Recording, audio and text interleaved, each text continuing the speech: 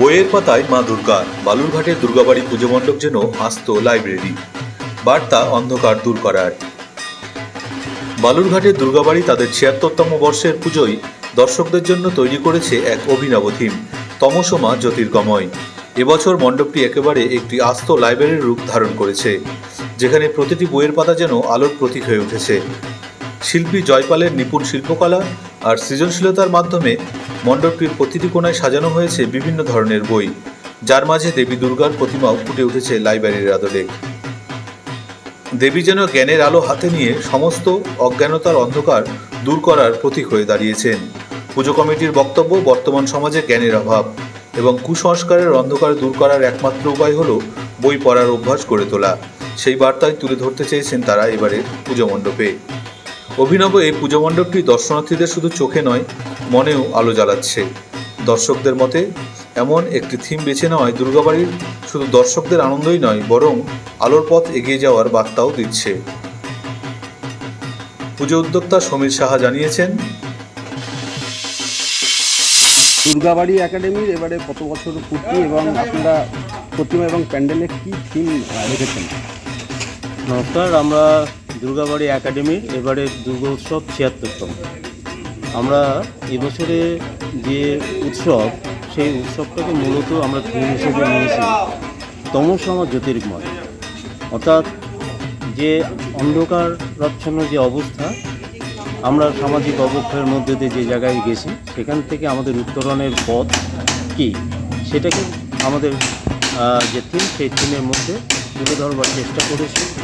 আমরা আজকে যে কম্পিউটারাইজেশন বলুন, যে আধুনিক আমাদের প্রযুক্তি বলুন, সবটাই মূলত লাইব্রেরিতে যে সমস্ত পুঁথিপত্র থাকে, পুরানোর যে পুঁথিপত্র, মহাভারত, গীতা থেকে শুরু করে সব কিছুর মধ্য দিয়েই আমাদের সেই যে বিজ্ঞানভিত্তিক পরিকল্পনা বা আজকের যে আধুনিক সমাজ, সেই সমাজটা গড়ে উঠেছে।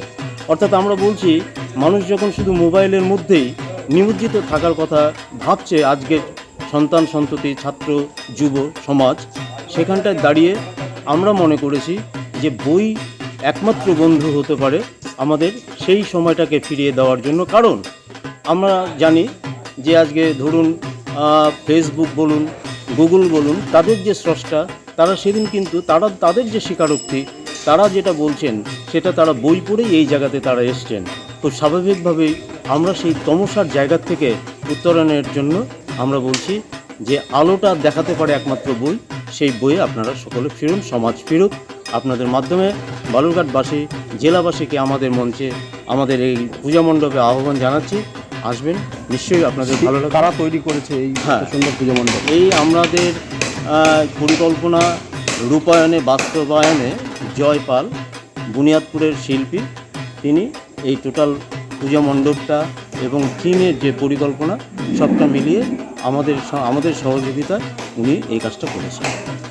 পুজো ছাড়াও দুর্গাবাড়ির অন্য যে সমস্ত উৎসব, সেটা আপনারা জানেন যে আমরা ব্লাড ডোনেশন ক্যাম্প করি, আমরা বস্ত্র বিতরণ করি, সামাজিক যে সমস্ত কাজকর্ম আছে, যেমন আমার রাত্রের বক্ষে আমরা মাছ ছেড়েছি, আমরা বৃক্ষরোপণের কাজ আমরা করি। সারা বছর ধরেই আমাদের যে সামাজিক কাজকর্ম, সেই কাজকর্মের মধ্যে আমরা সমাজের উন্নয়নের কথা চিন্তাভাবনা করি। নামটা বলবেন? আমার নাম সমীর সাহা, আমি পূজা কমিটির প্রেসিডেন্ট।